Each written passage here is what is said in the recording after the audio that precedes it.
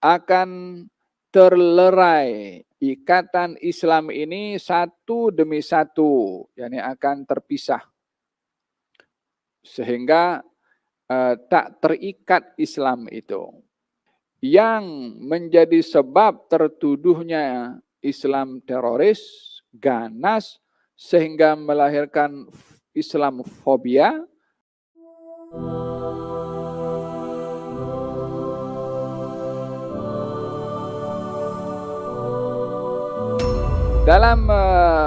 Dalam kitab Ihya Ulumuddin dijelaskan oleh Imam Al-Ghazali ketika baginda Rasulullah SAW, beliau mengambil satu riwayat yang saya ingat Daruqutni, ketika Nabi SAW didatangi oleh Jibril, Nabi bertanya kepada Jibril, "Man li ummati?"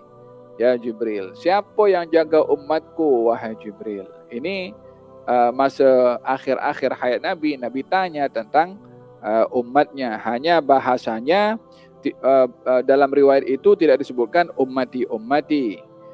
Namun bukan bermakna perhatian Nabi kepada umatnya di akhir hayatnya, tak betul.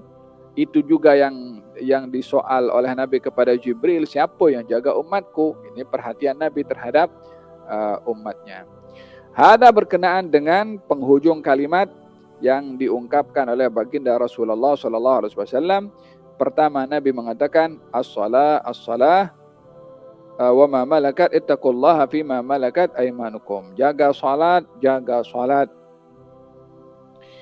Wa latuntahakanna ural islami urwatan awwaluhunna al-hukmu wa akhiruhunna as-salah. Akan terlerai ikatan Islam ini satu demi satu, yakni akan terpisah. Sehingga tak terikat Islam itu. Yang pertama akan terlepas daripada ikatan itu adalah sistem pemerintahan. Dan yang terakhir akan terpisah pada ikatan Islam itu adalah salat. Hal ini disampaikan oleh baginda Rasulullah apa yang akan berlaku pada sikap orang Islam terhadap Islam. Bila melihat Islam, hendaklah dilihat daripada kaedahnya, prinsipnya, ajarannya, tapi tidak dilihat Islam itu daripada orang Islam.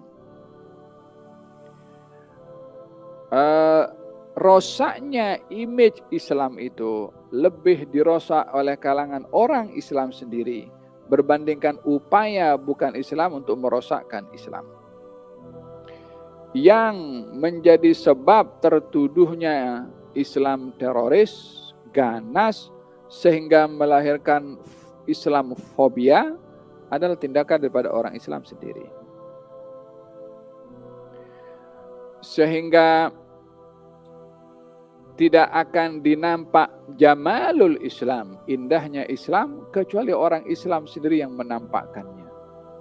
Kalau tidak, hanya akan dilihat sebagai teori sahaja. Orang lebih akan melihat kepada praktikal dan bukan kepada teori. Dalam hal ini Nabi mengatakan yang pertama akan terlerai daripada ikatan itu adalah sistem pemerintahan. Hakikatnya demikian. Dan yang terakhir adalah salat. Hakikatnya pun juga demikian. Bila kita lihat sejauh mana orang Islam menjaga salat, kita dapati natijah atau result yang tidak menggembirakan. Ada di antara mereka yang tidak salat sama sekali. Ada di antara mereka yang salat seminggu sekali, Jumat. Ada di antara mereka yang salat ikut mood ingin salat dia salat. Ada di antara mereka yang salat tapi tak reti apa itu rukun salat. Ada di antara mereka yang mengerti rukun salat, dia salat tapi tiada penghayatan pada salat, sehingga walaupun salat maksiatnya pun lancar juga. Sehingga dalam hal ini dijadikan oleh Nabi Shallallahu Alaihi Wasallam hubungan seorang hamba dengan Tuhannya melalui salat sebagai sebab untuk terjaganya Islam itu sendiri.